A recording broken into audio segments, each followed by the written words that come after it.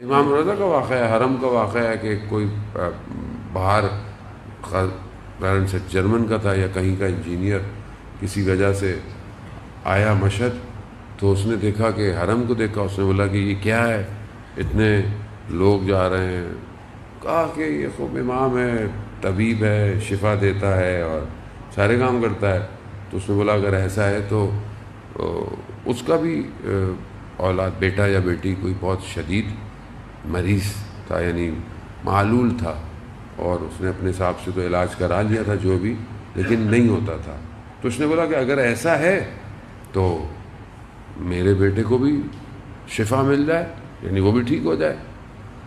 تو وہ خیر جب اپنے کاموں سے فارغ ہو کر جب وہ اپنے ہوٹل میں جہاں بھی جاتا ہے تو دیکھتا ہے کہ اسے گھر سے کالیں آئی ہوئی ہیں. تو وہ گھر فون کرتا ہے، پوچھتا ہے کیا ہوا.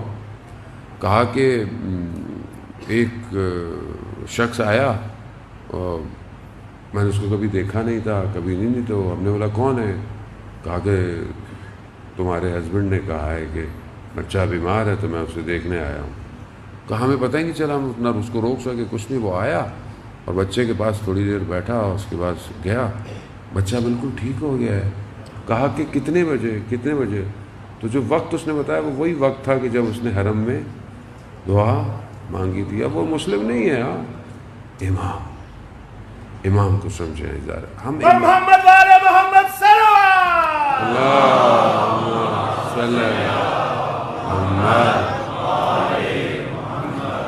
امام کو سمجھے، ہم امام کو نہیں سمجھے. جانے محترم، ایک عالم دین کہتے ہیں میں حرم امام رضا میں ہی تھا. میں نے کہا کہ یہ ہر کوئی ادھر ادھر سے آتا ہے اور مطلب اتنے سارے لوگ ہوتے ہیں، خاص طور پہ مثلا آپ زیارت پہ جب جائیں، ولادت ہو، شہادت ہو، بہت رش ہوتا ہے. اور ابھی تو خیر کووڈ ہے لیکن اس کے باوجود بھی پبلک بہت ہے، پاؤں رکھنے کی جگہ نہیں ہوتی حرم امام رضا میں، اتنا رش ہوتا ہے. اس پہ وہ ایک عالم دین کہنے لگے کہ میں نے کہا کہ اتنے سارے لوگ ہیں اور ہر کوئی امام کو سلام کر رہا ہے، کوئی امام کو، تو یہ امام سب کو جواب کیسے دیتے ہوں گے.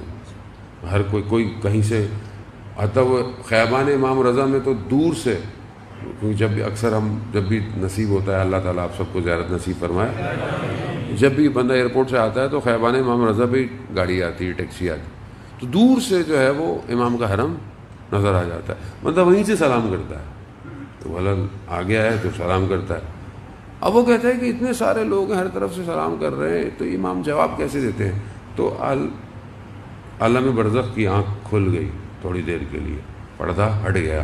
تو کیا دیکھا، ہر زائر کے برابر میں امام موجود ہے، ہر زائر کے برابر میں. ابھی اگر آپ آج کے دور میں دیکھیں، کیونکہ ہم لوگ کیونکہ مادی ہیں، ہم لوگ ہر چیز کو بڑا لاجیکل، کہ اول تو مادہ ہے ہی نہیں ہے، آپ مادے کے اندر ان چیزوں کو نہیں سنبھال سکتے، یہ مادے سے اوپر ہے معاملہ، دوسرا عالم ہے. اگر پھر بھی مادے کے اندر دیکھیں تو دیکھیں بہرحال آپ کے پاس موبائل ہے، سب کے پاس، کوئی کال کرتا ہے تو یہ کال آپ کو کیوں آتی ہے، آپ کے برابر والے کو کیوں نہیں آتی. کبھی ایسا ہوا کہ برابر میں بیٹھا ہوا ہے، اس کو کال آ گئی، انہوں نے سوری کیوں نہیں آئی، وجہ کیا ہے. وجہ ہے کہ آپ کا نمبر مخصوص ہے. تو جب آپ امام کو پکارتے ہیں نا تو آپ کا نمبر مخصوص ہوتا ہے. اسی لیے شخص 10ویں امام کی خدمت میں آیا، مولا ہم ہر وقت تو آپ کی خدمت میں ظاہراً نہیں آ سکتے، لیکن ہم کس طرح آپ کو پکارا کریں. کہا تم دنیا میں کہیں بھی ہو، صرف اپنے لبوں کو ہلایا کرو. امام کو سمجھے. جانے محترم، سارا معاملہ امام کو سمجھنے اور نہ سمجھنے کا ہے. یہ امام کو نہیں سمجھے تو مشکلات ہیں، امام کو سمجھ گیا تو کامیابی ہے. اسی امام کو سمجھنا ہے. آخر یہ کربلا کے اندر جو بہرحال ہماری گفتگو چلی تھی، ایک اور درس جو ہمارے استاد بیان کرتے ہیں وہ یہ ہے کہ کربلا میں جو دوسری طرف تھا حصہ، گروہ، وہ شیطان کی پیروی کر رہا تھا، یعنی شیطان کی پیروی کر. اب شیطان کی پیروی کر رہا، ظاہر ہے وہ پھر امام کے مخالف ہوگا. اب اس شیطان کی پیروی جو ہے وہ انسان کو کہاں لے جاتی ہے، کس طرف لے کے چلی جاتی ہے شیطان کی پیروی. شیطان دیکھیں قرآن کی کافی آیات ہیں کہ جو واضح کہہ رہی ہیں کہ یہ تمہارا کھلا دشمن ہے، آشکار دشمن ہے۔ اچھا ہمارے ہاں ایک کافی عرصے سے جو مجالس کے اندر کیونکہ بہرحال ہمارا مکتب تو فی الحال یہی ہے، ہم اسی میں ہی زیادہ تر ذکر سنتے ہیں اور ذکر کرتے ہیں اور کرتے بھی رہنا چاہیے۔ ایک چیز جو ہمارے ہاں بہت عرصے لیک رہی، یعنی ایسا نہیں کہ نہیں ہوئی لیکن کم ہوئی، وہ دشمن شناسی ہے۔ دشمن شناسی ہمیں نہیں بتائی گئی، اور یہی وجہ ہے کہ دیکھیں پھر بات کہیں اور سے کہیں نکل جائے گی۔ مسئلہ یہ ہے کہ کیا کریں، وقت بھی اتنا نہیں ہوتا۔ دیکھیں اگر آپ صدر اسلام کی طرف دیکھیں اور اس کے بعد ائمہ علیہ الصلوۃ والسلام کی زندگی دیکھیں نا، تو بعض ائمہ کی زندگیاں جو خاص طور پہ آپ دیکھیں کہ کربلا کے واقعے کے بعد جو بھی زمانے میں حاکم رہے، چاہے گورنر رہے، کچھ بھی رہے، بہرحال جہاں انہوں نے جو ایک سب سے بڑا کام کیا نا، وہ اہل بیت کا احترام بھی کرتے تھے۔ بعض نے کہا کہ ہم سب کچھ کرتے ہیں، چیزیں دیتے ہیں۔ جو ایک کام سب سے بڑا انہوں نے کیا، وہ یہ کیا کیا؟ دشمن شناسی کو ختم کر دیا کہ دشمن کون ہے، دشمن کیا کہتے ہیں۔ آپ دیکھیں کہ مدینہ رسول کے دور کے اندر سورہ منافقون اتر رہی ہے پوری، لیکن جیسے ہی رسول گئے منافق ہے ہی نہیں۔ آپ تاریخ میں دیکھیں آپ کو منافق نظر نہیں آئے گا، اور یہ سلسلہ چلتا رہا۔ دشمن نہیں بتایا گیا کہ دشمن کون ہے، دشمن کی صفات کیا ہیں، دشمن کرتا کیا ہے، کیسے، بالکل سائلنٹ ہے۔ لوگوں کو پتہ ہی نہیں چلا کہ دشمن بھی ہوتا ہے، کوئی جو نہیں ہوتا۔ جب آپ کسی کو اتنا ریلیکس کر دیں گے، اسے پتہ ہی نہیں کہ سامنے ہیڈلز بھی ہیں، گھڑے بھی ہیں، وہ گھڑوں کو بھی عزت سے روکتا ہوا جائے گا، نہیں یہ تو بڑے اچھے ہیں، تو ضروری ہیں، یہ تو ظاہر ہے۔ حالانکہ وہ نقصان دہ ہیں گاڑی کے لیے، شاکس کے لیے، بہت ساری جگہوں پہ نقصان دہ، لیکن آپ کو ایسا بتایا کہ آپ بولے نہیں اگر یہ نہیں ہوگا تو خوبصورتی نہیں آئے گی، یہ نہ سمجھ رہے ہیں؟ یعنی کتنا فیبریکیٹ کر دیا تاریخ کو لوگوں نے کہ آپ کو پتہ ہی نہیں ہے دشمن کون ہے۔ یہی تو وجہ ہے کہ معاملہ اتنا چلتے چلتے آ کر ابھی بھی لوگ کہتے ہیں وہ کیا ہوا کربلا میں، کیا ہوا تھا؟ آپ دشمن، آپ کو پتہ ہی نہیں دشمن کون ہے۔ دشمن آپ کا میرا نہیں ہے، دشمن اسلام کا ہے۔ اصل میں آپ مسلمان ہیں، آپ کو اپنے دشمن نہیں، آپ کو اصل اسلام کا دشمن۔ میرا تو ہو سکتا ہے کوئی ذاتی دشمن ہو، پرسنل کوئی میری، لیکن اصل قرآن کیا کہہ رہا ہے؟ عدو مبین ہے۔ کون ہے؟ کھلا آشکار دشمن ہے تمہارا۔ اتخذو تک کا لفظ استعمال کر رہا ہے قرآن کہ تم اس کو دشمن سمجھو، شیطان کو اپنا۔ لیکن ہماری زندگی میں پتہ ہی نہیں ہمارا کو دشمن بھی ہے کہ نہیں ہے۔ کیوں امام خمینی نے کہا، مشہور جملہ ہے امام خمینی کا، دشمن کا ہونا ضروری ہے۔ وہ کہتے ہیں کیوں؟ وہ کہتے ہیں کہ اکیلے تم کورٹ میں کھیلو گے نا تو تھک جاؤ گے، تمہارے مقابلے میں دشمن ہوگا نا تو تمہیں کھیلنے کا بھی مزہ آتا ہے۔ دشمن ہی نہیں ہو زندگی میں، آپ آگے بڑھتے ہی نہیں ہیں۔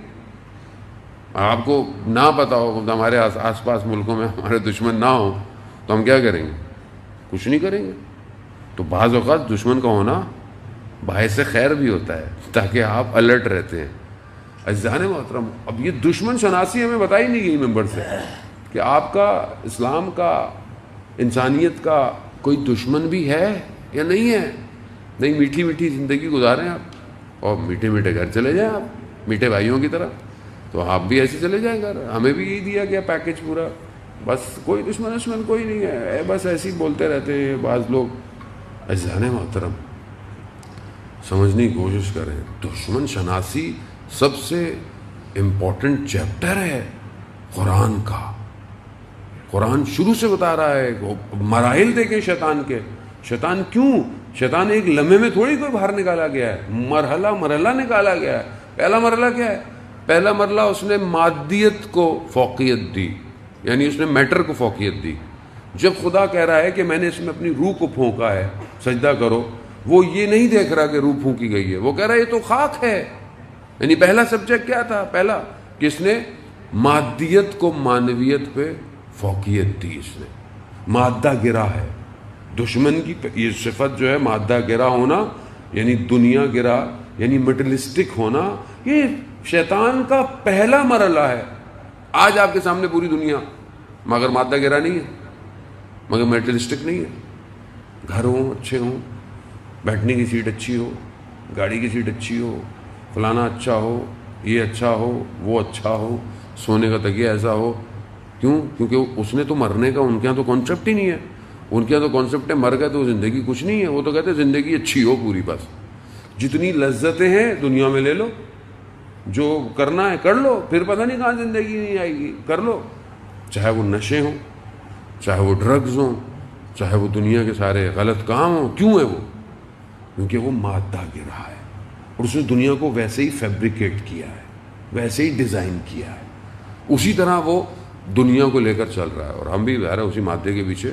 دجال جب آئے گا تو دجال کے لیے یہی کہا جاتا ہے کہ وہ اپنے ساتھ جنت لے کر چلے گا.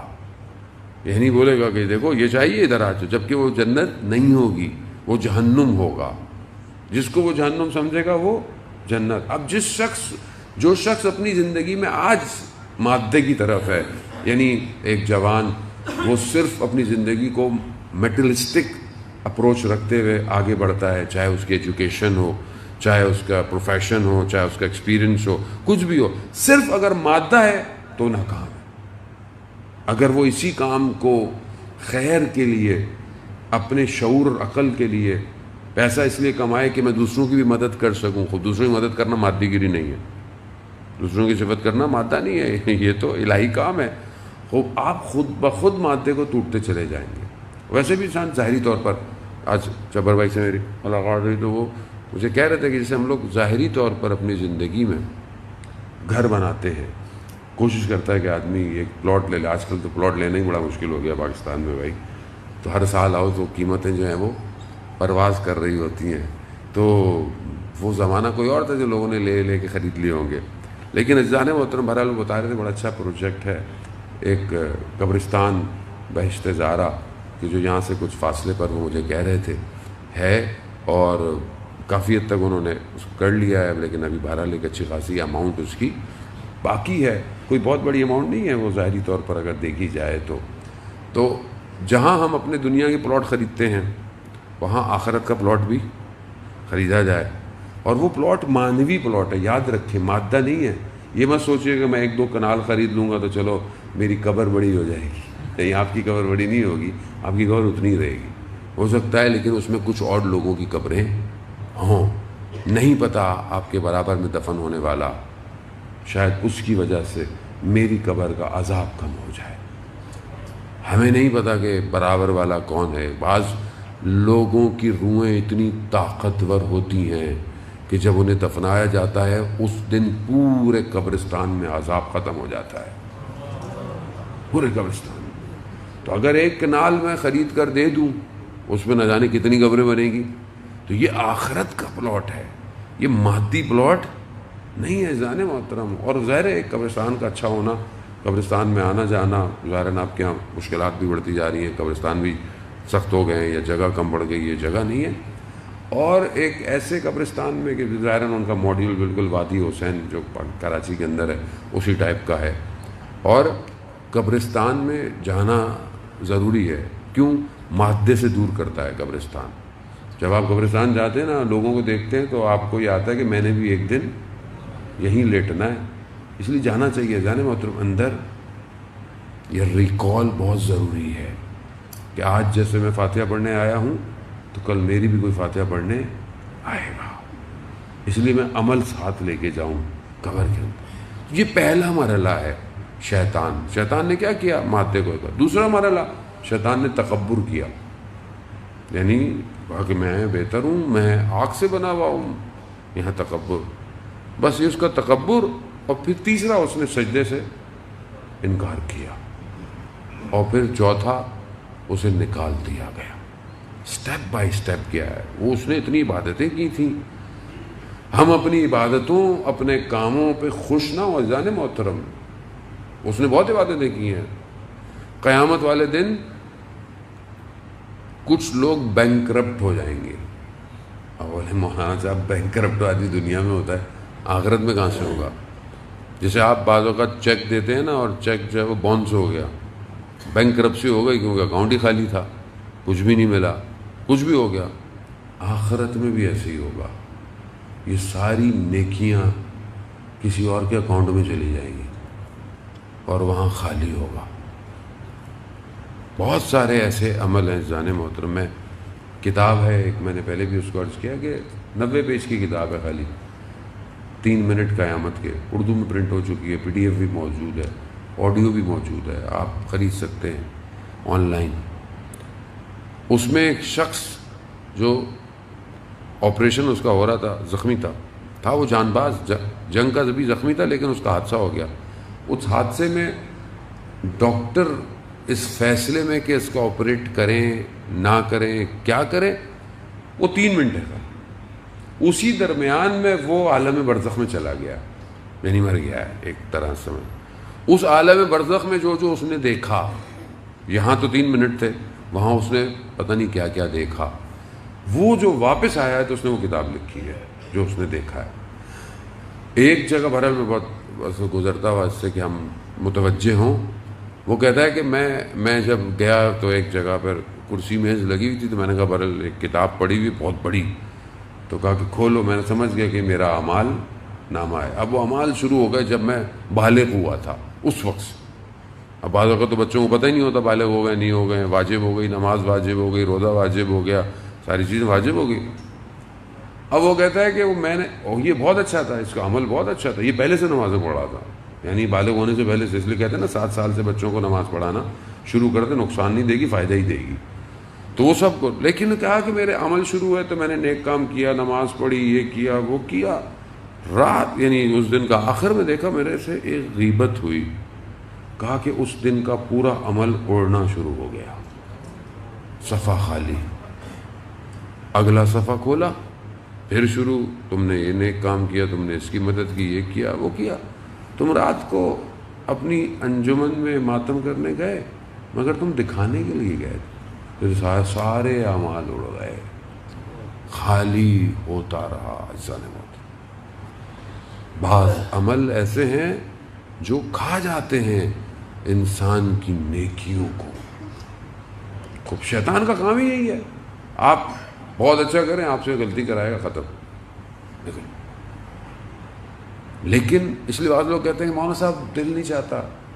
آپ دیکھیں نا، جوان کا مجھ سے کسی نے آج سوال بھی پوچھا ہوا، جوان سوال پوچھتے ہیں، پریشان تو ہیں جوان کہ میں اتنا نیک کام کرتا ہوں، یہ کرتا ہوں، پھر شیطان مجھ سے گناہ کرا دیتا ہے. شیطان مجھ سے گناہ کرا دیتا ہے. یہ سوشل میڈیا بہت آسانی سے گناہ کراتا ہے انسان سے، یہاں دیر نہیں لگتی گناہ کرنے کے لیے. اب شرمندگی ہوتی ہے، پشیمانی ہوتی ہے، اب کیا کریں. اب شیطان کیا کہتا ہے؟ شیطان کہتا ہے بھائی کچھ نہیں ہو سکتا تمہارا، چھوڑو یہ نمازیں کیا، اس کا کام ہی یہی ہے. لیکن پھر بھی جب بھی آپ نماز پڑھتے ہیں، روایت کہتی ہے کہ شیطان کی ناک زمین پر رگڑی جاتی ہے جب کوئی شخص نماز پڑھتا ہے. صدر اسلام میں اصحاب رسول خدا حضرت محمد مصطفیٰ صلی اللہ علیہ وسلم محمد رسول کی خدمت میں یا رسول اللہ فلانا شخص جوان ہے، وہ گناہ کرتا ہے. کہا نماز پڑھتا ہے؟ کہا ہاں نماز تو پڑھتا ہے.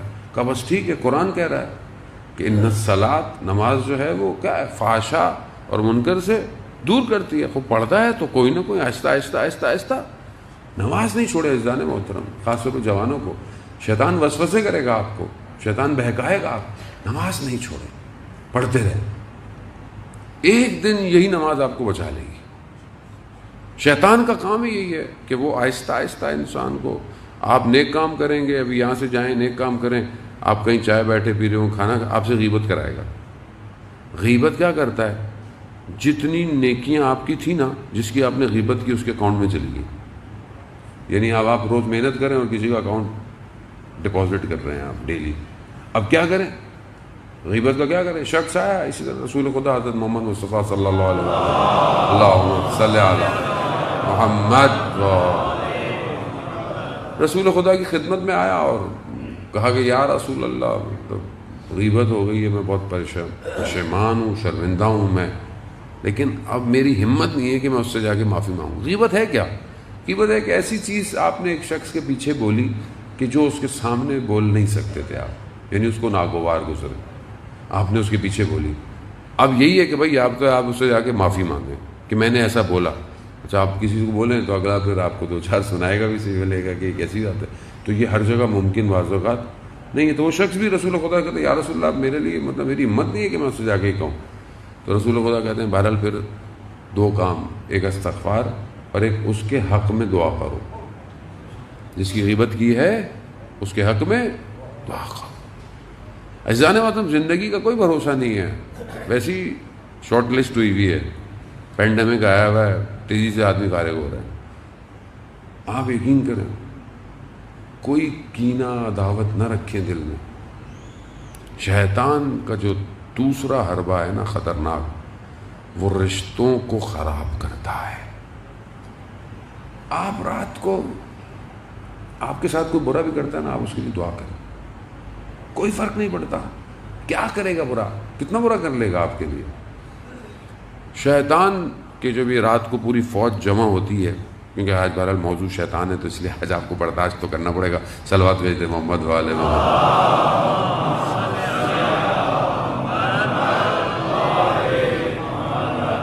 وہ بھی کہے گا مولانا صاحب آج میرے پیچھے لگے ہوئے ہیں.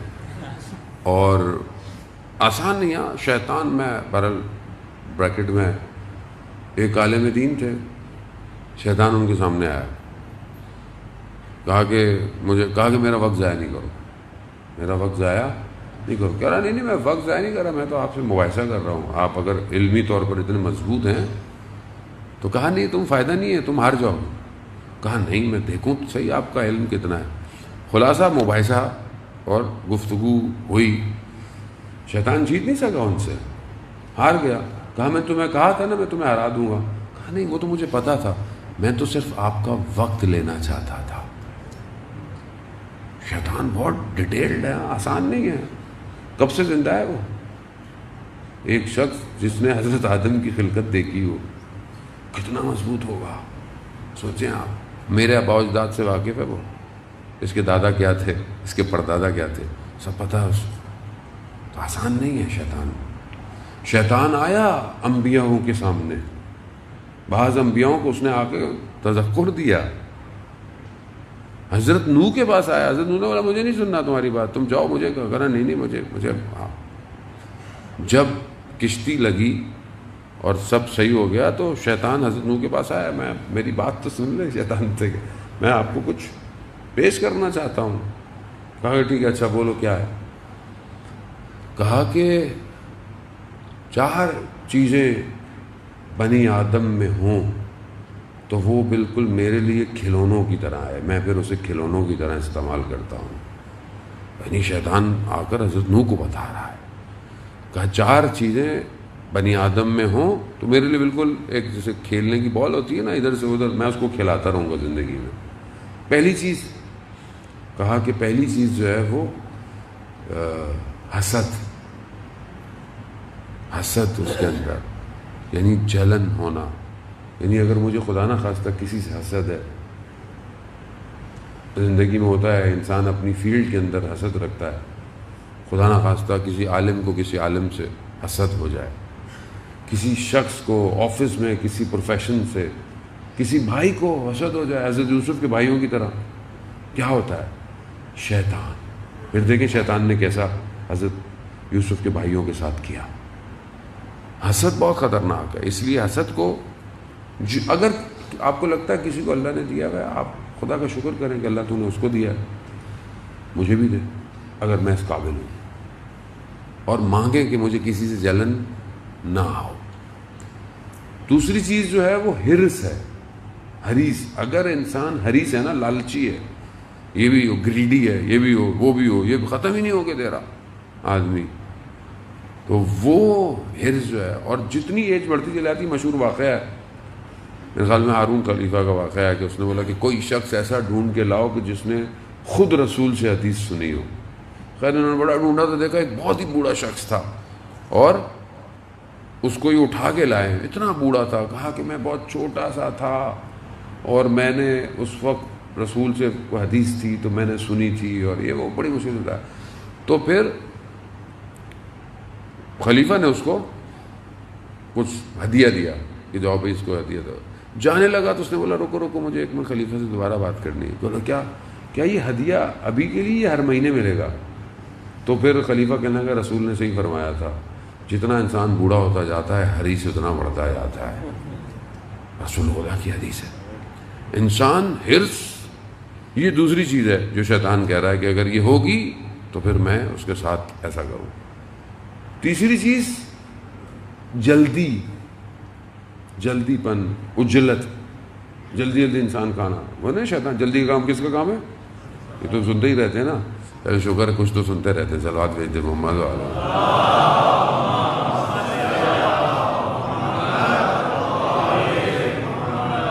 اس لیے کہتے ہیں کہ کام طریقے سے کریں، اتنا تیزی سے کاموں کو انجام نہ دیں. اور چوتھی چیز جو ہے وہ بخل ہے، یعنی کنجوس. بلکہ جو قرآن اس حدیث کے اندر، کیونکہ یہ حدیث امام جعفر صادق علیہ السلام صلی علی محمد امام نے بیان کیے، تو اس کے اندر جو بخل کا لفظ ہے نا، کنجوسی کا، وہ ایک لیول ہائر ہے. یعنی ایک کنجوس کون ہوتا ہے؟ بخل کے اپنا کچھ دیتا نہیں ہے، لیکن وہ ایک لیول اتنا آتا ہے کہ کوئی اور بھی دے رہا ہو نا تو اس کو وہ بھی نہیں اچھا لگتا.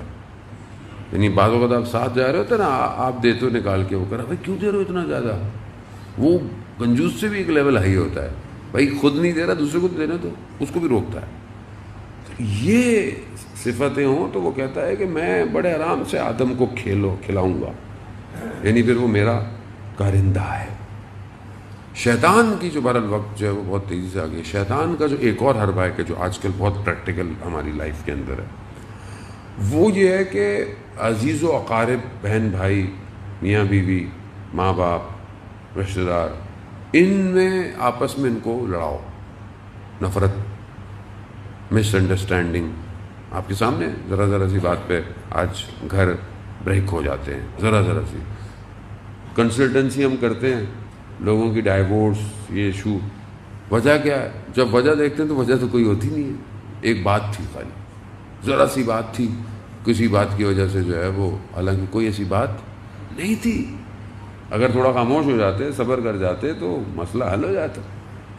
شیطان کے کرندے جب رات کو جمع ہوتے ہیں تو سب سے زیادہ شیطان جو خوش ہوتا ہے وہ اس بات پہ ہوتا ہے کہ جب ایک شیطان نے میاں بیوی کو لڑایا ہوتا ہے، سب سے زیادہ خوشی اسے اس پہ ہوتی. کیونکہ جب ایک گھر سپلٹ ہو جائے گا تو پھر تو سارے کام ہی برباد ہو جائیں گے. پھر تو اب کیا نیکیاں، کیا نمازیں، کیا روزے، سب فارغ ہو جاتا ہے. تو ہمیں جو ہے وہ یہ چند چیزیں، میں چند چیزیں بہت تیزی سے، کہ ہم کس طرح ان گناہوں کو جو ہے وہ ختم کریں. یعنی یہ جو گناہ ہو رہے ہیں، روایات ہے کہ کچھ چیزیں ایسی ہیں کہ جس کی وجہ سے سیئات حسنات میں بدل جاتے ہیں. گناہ اگر غلطی کی ہے تو وہ خدا ان کو حسنات میں بدل دیتا ہے. اور بڑا تیزی سے، اور اب سے التماس سے دعا کا طالب ہوں. ایک چیز جو ہے وہ صدق ہے، یعنی سچائی ہے. سچا آدمی گناہوں کو حسنات میں تبدیل کروا دیتا ہے. دوسری چیز حسن خلق ہے، یعنی آپ کا اچھا اخلاق. انسان کا اچھا اخلاق ہونا انسان کی بہت ساری چیزیں پروردگار بخش دیتا ہے. بہت سارے واقعات ہیں، بہرحال وقت میں دامن میں گنجائش نہیں ہے. صدر اسلام کے ایسے واقعات ہیں، ایسی ہستیاں رسول کے سامنے آئیں، دوسرے قبائل کی تھیں، لیکن رسول نے ان کے اخلاق کو دیکھ کر ان کو بخش دیا. ان کے اخلاق ایسے تھے. انسان کا اخلاق اچھا ہونا، اس کا بیہیویئر بہت ضروری ہے. علامہ تقی جعفری کہتے ہیں کہ میں ایک دفعہ گھر آیا، کسی بات پہ زوجہ کے ساتھ بڑا اختلاف ہوا، اور اختلاف بڑا ہو رہا تھا تو اچانک سے میں نے اپنی زوجہ کا ہاتھ پکڑا اور بوسہ لے لیا. وہ سب بیٹھ گیا اور کہا اس کے بعد خدا کی میرے پر ایک خاص عنایت شروع ہو گئی. کیوں؟ کیونکہ آپ نے شور کو اپنے اخلاق سے ختم کر. سامنے والا، آپ ہو سکتا ہے سامنے والا رائٹ نہیں ہے لیکن غصے میں اس ٹائم، آپ خاموش ہو جائیں، آپ اپنے اچھے اخلاق کا مظاہرہ کریں، کیا فرق پڑتا ہے؟ اب آپ بھی اگر وہی کریں گے جو وہ کر رہا ہے تو پھر آپ میں اس میں فرق کیا رہ جائے گا؟ بعض اوقات انسان گاڑی گزرتی ہے، سائیکل گزر جائے، موٹر سائیکل گزر جائے، اتنی شروع ہو جاتا ہے کہ پتہ نہیں جو سب بھر کے لایا تھا گھر سے وہ یہی نکال دی بیچارے سائیکل. وہ بیچارہ دیکھ رہا ہوتا ہے میں نے کیا کیا, لیکن کہیں اور کا غصہ ہوتا ہے, کہیں اور نکال دیتا ہے. اس کا کیا قصور ہے؟ پریکٹیکلی آپ دیکھیں, میں نے بھی کئی دفعہ انسان گاڑی چلا رہا تھا, کہیں دوسرے ممالک میں کہیں لگ گئی, کچھ ہو گیا, آتے ہی بڑے اخلاق سے آپ پیش آئیں, آپ بولے کہ بھائی سوری غلطی ہو گئی یا میں کیا کر سکتا. آپ یقین کریں گاڑی لگ بھی گئی, اگلے بندے نے بولا میری نئی گاڑی تھی اور میرے تو آج تک اسکریچ نہیں آئے تھے. آپ یقین کریں میں نے کہا مسئلہ نہیں ہے, آپ چھوڑیں انشورنس کو, ابھی تو میرے پاس بھی ٹائم نہیں ہے, آپ میرا نمبر ہے, آپ اپنا نمبر دیں, آپ صبح بتائیے گا تو میں خود ہی آپ کی گاڑی صحیح کرا دوں گا یا جو بھی ہوگا. صبح میں اس کو خود فون کیا, پھر اس نے خود فون کیا کہ اتنا خرچہ ہے. میں نے کہا کوئی مسئلہ نہیں, آپ اکاؤنٹ نمبر دیں میں ٹرانسفر کر دیتا ہوں. کچھ دن اس نے اکاؤنٹ نمبر ہی نہیں بھیجا, کچھ دن اور گزر گئے, میں نے پھر فون کیا, کہا کہ نہیں مجھے ٹائم نہیں ملا ابھی تک. میں نے کہا تھا جب کام کروں گا تو آپ کو ریسیپٹ بھیجوں گا. پھر میری ٹریولنگ ہوتی ہے زیادہ, میں کچھ مہینے کے بعد میں واپس آیا, میں نے کہا میرا فون بند ہوگا, رومنگ پہ کھولا ہوا نہیں تھا. تو میں نے کہا یہ نہ ہو, کیونکہ مجھے خوف تھا قیامت کا کہ میں ایک ایک پائی کا حساب کہاں دوں گا قیامت میں کھڑا ہوگا. میں نے پھر اس کو فون کیا تو وہ مجھے کیا کہتا ہے کہ میں نے آج تک کبھی کسی کے ساتھ ایسا کیا نہیں ہے, یعنی کسی کو میں نے کچھ کیا ہو. کہہ رہا ہے کہ آپ نے اتنا مجھ سے پوچھ لیا, میرے لیے یہی کافی ہے, مجھے کسی چیز کی ضرورت. میں نے کہا بھائی حلال کر دینا, یہ نہ قیامت والے دن کھڑے ہو جانا مجھ سے پیسے مانگنے کے لیے. لیکن کیا اخلاق مار دیتا ہے انسان کو. اچھا اخلاق ہو, بڑا سے بڑا آدمی گر جاتا ہے. آپ اپنا اخلاق ہو. یہ چند چیزیں ہیں کہ جو ہمارے گناہوں کو اچھائیوں میں اجزان محترم تبدیل کر سکتی ہیں. بہرحال وقت نہیں کہ میں اور مزید گفتگو کو جو ہے وہ آگے بڑھاتا.